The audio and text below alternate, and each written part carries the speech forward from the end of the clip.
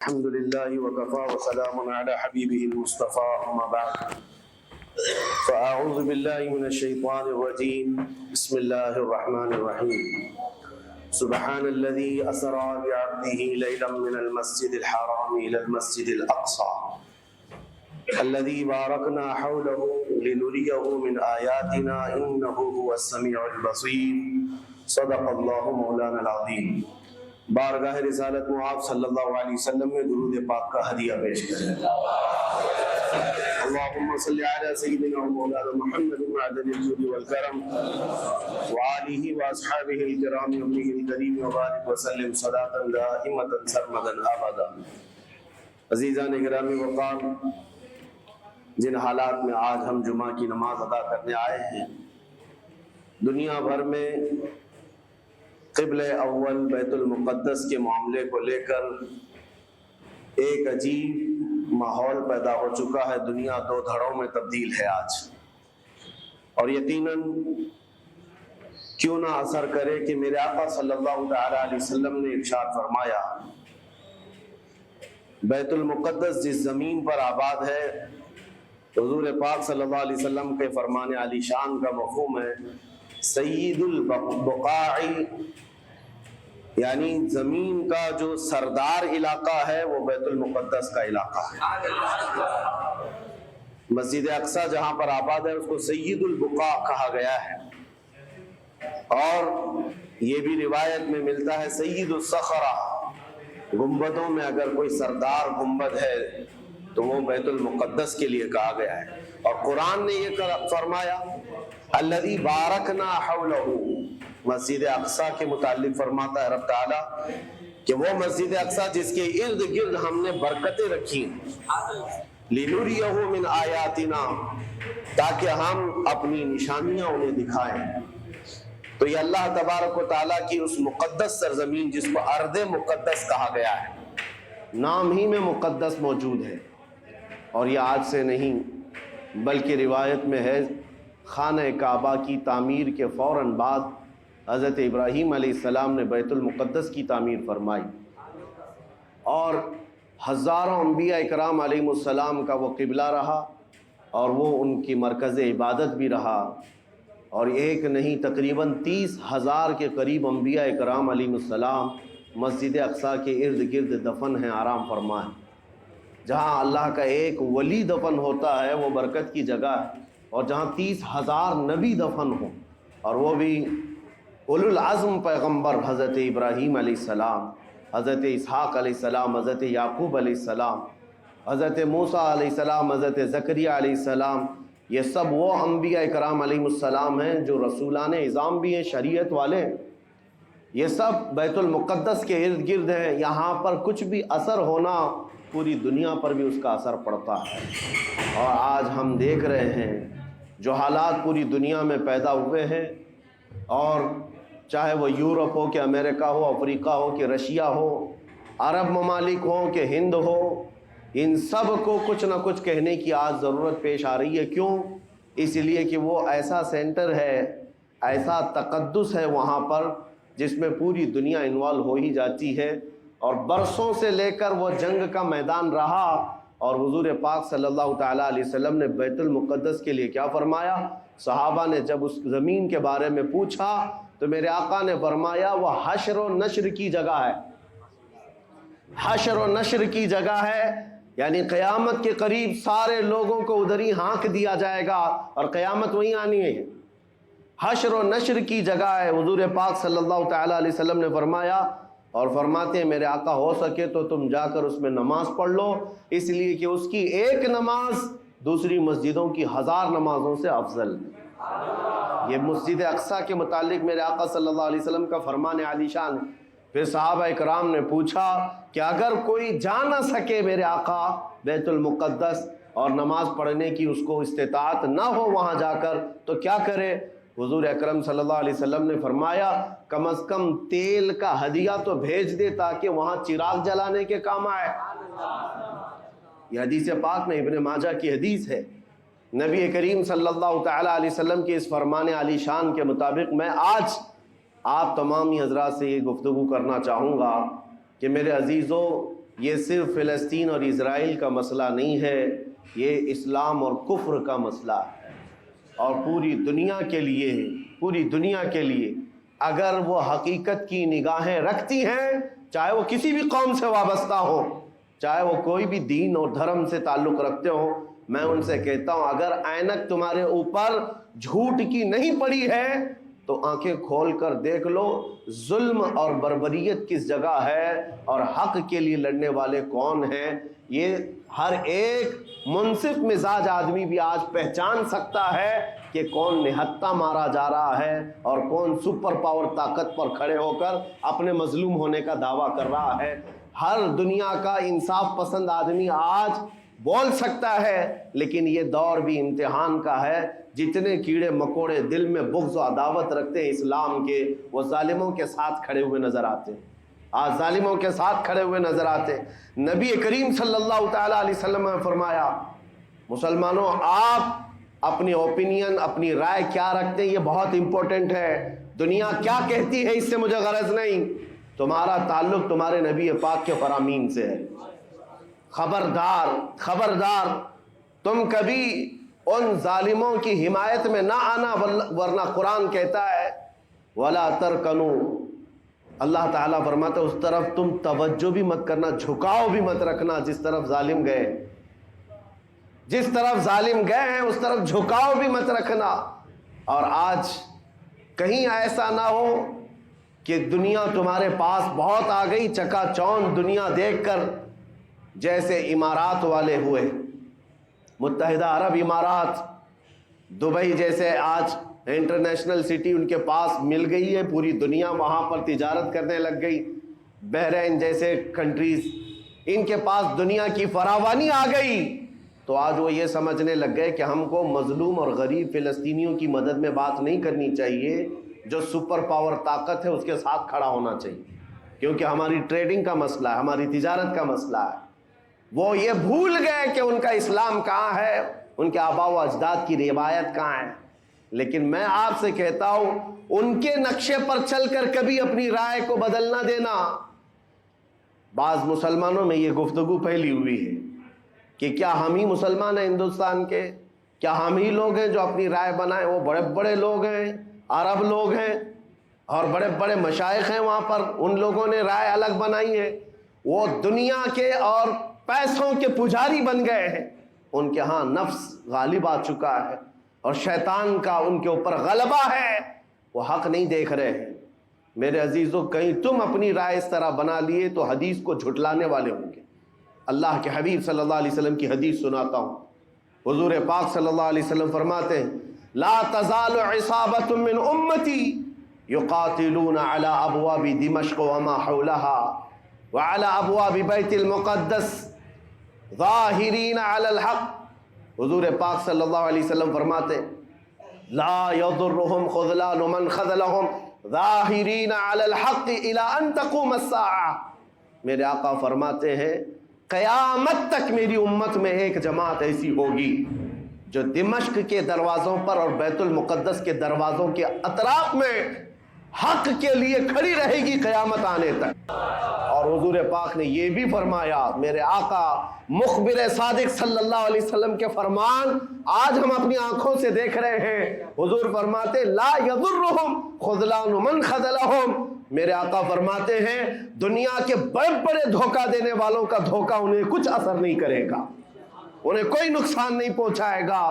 آج بڑے بڑے پیٹروٹ میزائل داغ کر کے اگر وہاں کے علاقوں کو ختم کرنے کا دعویٰ کر رہے ہیں تو مجھے میرے نبی کے فرمان پر یقین ہے یہ کبھی نہیں ہو سکے گا، کبھی نہیں ہو سکے گا۔ کچھ عمارتوں کے گر جانے اور کچھ بچوں کے اور کچھ لوگوں کے قتل ہو جانے کا نام یہ جیت اور فتح نہیں ہے۔ میرے عزیزو آج ہم ان ظالموں کو دیکھ رہے ہیں جن کا دعویٰ تھا کہ دنیا میں ان سے بہتر ڈیفنس طاقت کسی کے پاس نہیں، ان سے بہتر بنکر کسی کے پاس نہیں، ان سے بہتر سائرن بجانے کی طاقت کسی کے پاس نہیں. پوری دنیا کو زہریلے ہتھیار بیچنے والی طاقتیں. آج ہم نے یہ بھی دیکھا ہے کہ صرف محض ایک چھوٹی سی جماعت سے ان کے ہاتھ پیر ڈھیلے نظر آتے ہیں اور ان کے جسموں میں کپ کپی نظر آتی ہے. پوری طاقت تمہاری ایک جگہ. میں بھی چند دنوں قبل عمرہ میں تھا جب یہ پڑھ رہا تھا کہ ایک چھوٹی سی جماعت جس کو پوری انٹرنیشنل دنیا مل کر کے آتنکواد گھوشت کرتی ہے, امریکہ ہو, یو کے ہو اور دوسری بہت ساری طاقتیں, وہاں پر فلسطینیوں کی حمایت میں لڑنے والے ان مجاہدین کو یہ آتنکواد کہتے ہیں, ٹیررسٹ کہتے ہیں. جو اپنے چھوٹے سے علاقے کو بچانے کے لیے اپنی جانیں دے رہے ہیں وہ آتنکواد ہیں, وہ ٹیررسٹ ہیں. ان کے پاس کھانے پینے کی چیزیں نہیں رہ گئی, ان کی کرنٹ سپلائی بند کر دی گئی, ان کا پانی بند کر دیا گیا, پھر بھی وہ آتنکواد ہیں. میرے عزیزو, یہ دنیا کا دغلا معیار دیکھو آپ. رشیا پورے یوکرین کو تباہ کرتا رہا, پورا راکھ میں بدل دیا. ان ظالم کتوں کی زبان پر کبھی نہیں آیا کہ رشیا آتنکواد ہے یا رشیا ٹیررسٹ ہے. یہ میڈیا میں بھونکتے رہے رشیا اور یوکرین کی وار چل رہی ہے, زمین کا مسئلہ ہے. ارے ہزاروں لوگوں کو رشیا راکھ میں بدل کر رکھ چکا ہے. کیوں نہیں بولتے اس کے متعلق, کیوں نہیں کہتے کہ وہ آتنکواد ہے؟ اس لیے کہ یہ ظالم دجالی میڈیا جتنے ہیں انہیں پتا ہے ان کے باپ داداؤں سے بڑی طاقت اس کے پاس موجود ہے.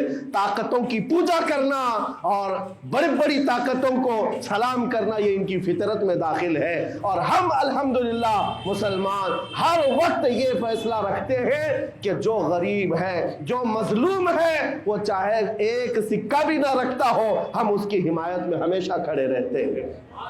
یہ اسلام کی خاصیت ہے. ہم طاقت و قوت اور تخت کو دیکھ کر کسی کی حمایت میں نہیں کھڑے ہوتے, بلکہ حق و باطل کو دیکھ کر اگر مظلوم چھوٹی سی جگہ پر بھی ہے تو ہم اس کے ساتھ کھڑے ہیں. اسلام میں ہو یا نہ ہو, اگر وہ مظلوم ہے تو اس کی آواز ہم اٹھاتے ہیں. عزیزان گرامی وقار, جس کو اپنی طاقتوں پر خوب بھروسہ تھا, میں ایک بات عرض کرتا ہوں مسلمانوں, آج جاگنے کی ضرورت ہے, بیداری کی ضرورت ہے. تمہارے دماغوں پر یہ پٹی ڈالی گئی ہے اور یہ بٹھایا گیا ہے ان کے پاس بہت بڑی بڑی طاقتیں, تمہارے ادھر ادھر کرنے سے کچھ نہیں ہوتا, تمہاری آواز اٹھانے سے کچھ نہیں ہوتا. رب تبارک و تعالیٰ نے تمہیں یہ ظاہر کر دیا کہ میں ابھی پڑھ رہا تھا اس چھوٹے سی علاقے میں غزہ پٹی میں بڑی بڑی دنیا کی 4 تنظیمیں, خفیہ خبر رساں ایجنسیاں موجود ہیں جو ان کی خفیہ خبریں ہر وقت پہنچاتی ہیں. وہ اسرائیل کی بھی ہے, امریکہ کی بھی ہے اور سعودی عرب کی بھی ہے اور ایجپٹ کی بھی ہے. 4 بڑے بڑی کنٹریز کی خفیہ ایجنسیاں کام کر رہی ہیں اور سب کی سب خفیہ خبر رساں ایجنسیاں فیل ہو گئی, ناکام ہو گئی. اس کے باوجود اسرائیل کے درندوں کو یہ وحشتناک چیز دیکھنی پڑی. دنیا آج اس میں حیرت میں ہے کہ ایسا کیسے ہو گیا, ایسا کیسے فیل ہو گیا, یہ سسٹم کیسے کام نہیں کر سکا, ہمیں پہلے سے اطلاع کیسے نہیں ملی. میں قرآن پڑھ کر کے بتاتا ہوں, میرا رب فرماتا ہے وَمَكَرُوا وَمَكَرَ اللَّهُ وَاللَّهُ خَيْرُ الْمَاكِرِينَ. کافر منصوبہ بناتے ہیں اور اللہ خفیہ تدبیر کرتا ہے اور اللہ کی خفیہ تدبیر غالب آتی ہے.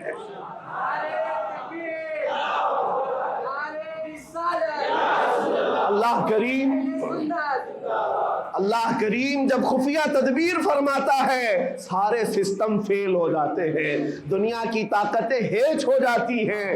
آپ کبھی یہ مت سمجھنا کہ دنیا کے پاس بہت بڑی طاقتیں ہیں. نہیں مسلمانوں, ایمان اس کا نام نہیں ہے.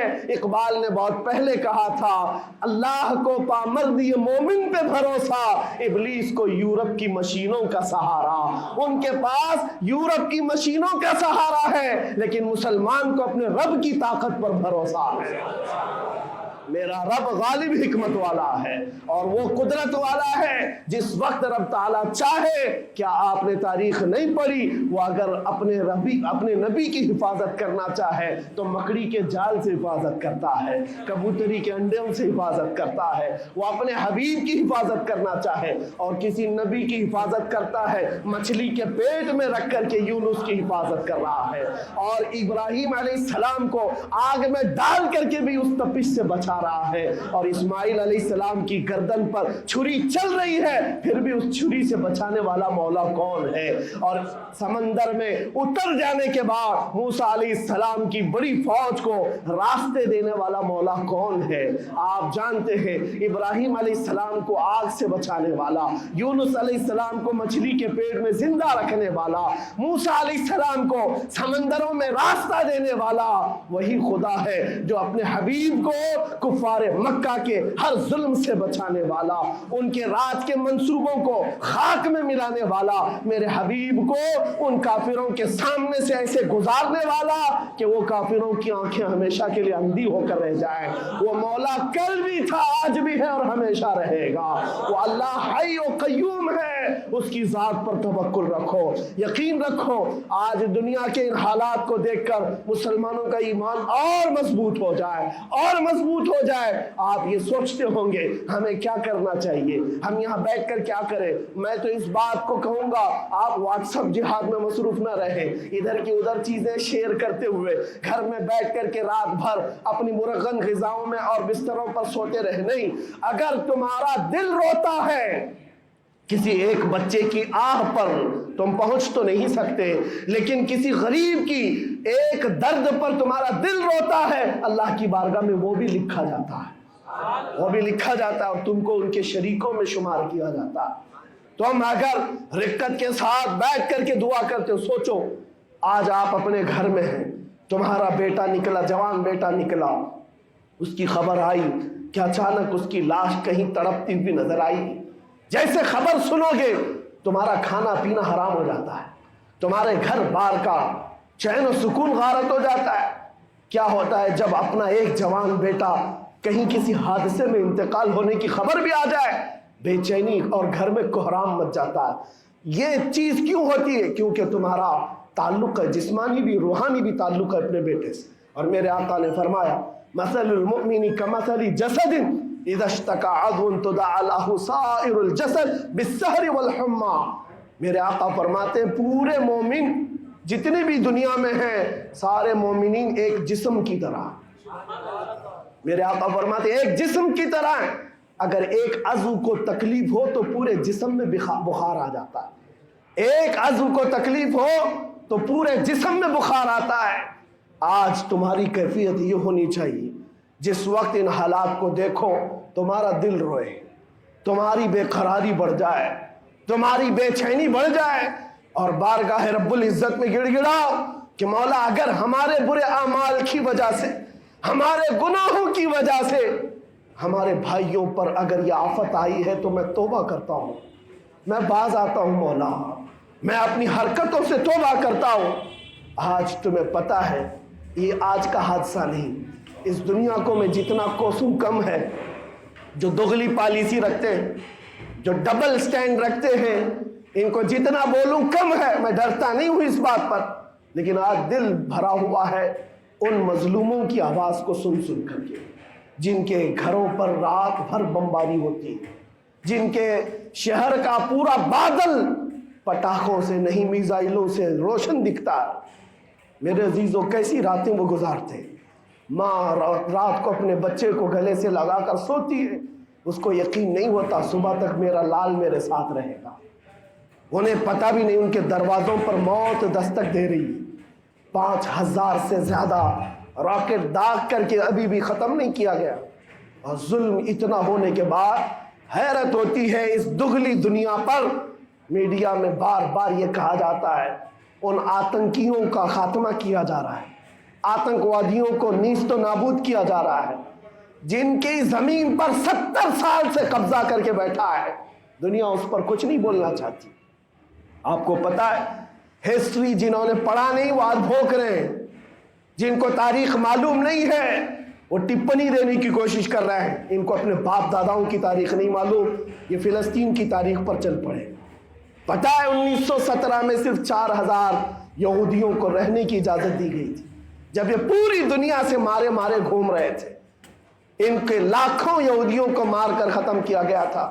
اس وقت فلسطین میں 4000 یہودیوں کو پناہ دی گئی تھی، اور یہ 4000 سے بڑھتے بڑھتے بڑھتے پوری دنیا سے ہجرت کر کے آتے رہے، 1948 में इन्होंने अपने मुल्क का ऐलान कर दिया। दुनिया को ये नहीं पता है, आज सब पता है। नक्शा देख देख करके सब शेयर कर रहे हैं। 1970 में इतना था इजराइल, 40 में इतना हो गया, फिर 67 में इतना हो गया, सब शेयर कर रहे हैं। तुम्हारी अक्ल मारी गई है जब देख रहे हो कि एक जालिम आदमी किसी के जमीन पर कब्जा करता करता करता पूरा बढ़ गया। अब जो मजलूम थे उनकी अपनी जमीन भी नहीं बाकी, उनकी हुकूमत नहीं है, उनकी एम्बेसी नहीं है, उनका कुछ नहीं, एक शहर लेकर बैठे हैं, वो भी हजम नहीं हो रहा। और मैं ये बातें खुलकर इसलिए कर रहा हूं कि मेरे अपने ओपिनियन ही नहीं है, पूरी दुनिया के अक़वाम मुत्तहिदा यूएनए ने कहा है इजराइल को 1967 में जो तुम्हारा इजराइल था वहां वापस चले जाओ। लेकिन ये दादागिरी ऐसी है कि वो किसी की नहीं मानता, ना यूएनए की, ये सब चीजें दुनिया को मालूम है, फिर भी दुनिया ये कहती है इजराइल अपने डिफेंस में काम कर रहा है, अपने डिफेंस में काम कर रहा है। एक कुत्ते की मौत होती है तो पूरी दुनिया बिलबिलाती है, और यहाँ रोजाना हजारों फिलिस्तीनियों को कत्ल कर देते हो। तुम कत्ल भी करते हो तो चर्चा नहीं होता, हम आह भी करते हैं तो हो जाते हैं बदनाम। ये हालात आज पैदा किए गए। मैं आप हजरात को ये बात कहना चाहूँगा, ये ईमान के मजबूत करने का वक्त आ चुका है। मेरे आका के फरमान पर यकीन करो, अल्लाह की मदद आती है और आकर रहेगी इंशाअल्लाह। और ये हालात आप देख रहे हैं। मैं एक बात और बताकर अपनी गुफ्तगू को समेटता हूँ, कसरत से उनके लिए दुआएं करो, कसरत से दुआएं करो, और अपनी गलत आदतों से बाज आकर अल्लाह की बारगाह में मांगो। जाहिर सी बात है, हराम खाते हो और किसी के लिए दुआ करते हो, कहाँ दुआएं जाएंगी।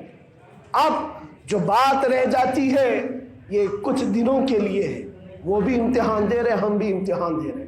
ये इम्तिहान की घड़ी गुजरने वाली है और क़यामत के करीब मेरे आका का फरमान हक होकर साफ जाहिर होगा, साफ जाहिर होगा, पूरी दुनिया देखेगी। बाज़ रिवायात में है कि हज़रत सुलेमान अलैहिस्सलाम की रिवायतें भी बयान की गई। क्या आपने फरमाया कि यहूदियों की एक रियासत कायम होगी और सिर्फ 50 साल के बाद उनकी रियासत के कायम होकर 50 साल के बाद क़यामत की बड़ी निशानियां सामने आ जाएंगी। अब वो हालात आ गए, चंद सालों की बात है। जितना खून बहाया था वो खून खत्म होगा और खूने शहीदा से सुबह बहारा आएगी, और एक दिन पूरी दुनिया देखेगी जब बैतुल मुक़द्दस पर अल्लाहु अकबर की सदाएं गूंज रही होंगी और इमाम मेहदी का ज़ुहूर होगा। इमाम मेहदी आएंगे और पूरी दुनिया में सिर्फ और सिर्फ इस्लामी परचम लहराएगा इंशाअल्लाहुल अज़ीज़। मेरे आका सल्लल्लाहु अलैहि वसल्लम फरमाते, क़यामत के करीब तुम देखोगे हर चीज़ यहूदियों के खिलाफ होगी, हत्ता कि पत्थर भी तुम्हें कहेंगे यहूदी यहाँ छुपा हुआ है, पत्थर भी कहेंगे। और हुजूर ने फरमाया तो ये होकर रहेगा, होकर रहेगा। इसलिए उनकी ताकतों पर न जाओ, उनकी कुव्वतों पर न जाओ। आज जब एक छोटी सी जमात ने तुम्हारे डिफेंस सिस्टम को ललकार कर रख दिया है, वो वक्त भी आएगा जब खुदाए जलालो जबरूत वाले मालिक खुदा को, अल्लाह करीम को, जब ये दिखाना होगा कि अल्लाह ताला ईमान वालों की कैसी मदद करता है, तो वो दिन भी देखोगे जब कीड़े मकोड़े और हशरात की तरह जालिम हुकूमतें फना हो जाएंगी। इंशाअल्लाह वो वक्त आएगा। लेकिन आप तमाम हजरात अपने दिलों में रिक्कत तारी करें, अपने दिलों में उन गरीबों के लिए, उन मजलूमों के लिए दुनिया क्या भोगती है इसकी तरफ न जाओ। कौन क्या कहता है, इन जालिमों को उनके साथ खड़े होने में शर्म नहीं आती। आपको पता है यहाँ हमारे हिंदुस्तान में भी बहुत सारे आज निकले हुए हैं, सोशल मीडिया पर जंग कर रहे हैं और इनको लगता है इजराइल के साथ खड़े। आपको पता है इजराइल एक ऐसी यहूदी रियासत है जो पूरी दुनिया के किसी भी धर्म को नहीं मानते।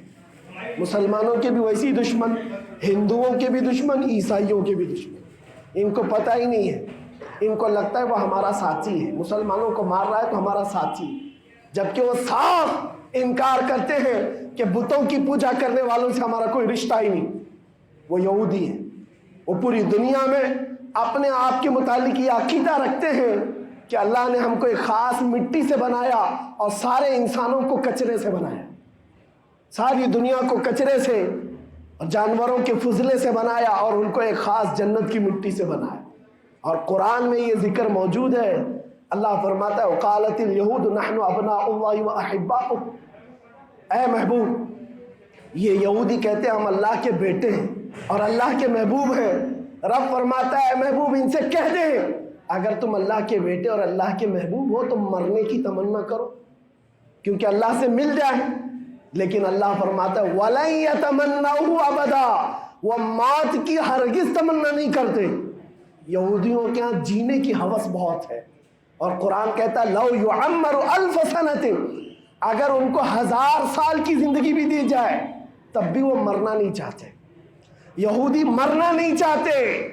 یہی تو بات ہے میرے عزیزوں، دنیا میں اور ہم میں فرق یہ ہے وہ کہتے تو ہیں ہم اللہ کے بیٹے اللہ کے محبوب لیکن مرنا نہیں چاہتے۔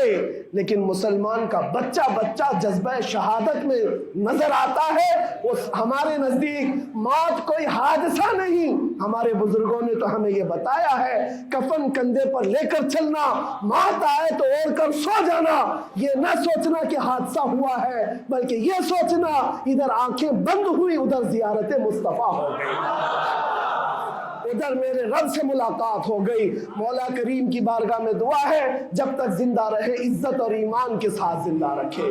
مولا غریب فلسطینیوں پر تو رحم فرما، مظلوم فلسطینیوں کو آزاد فرما۔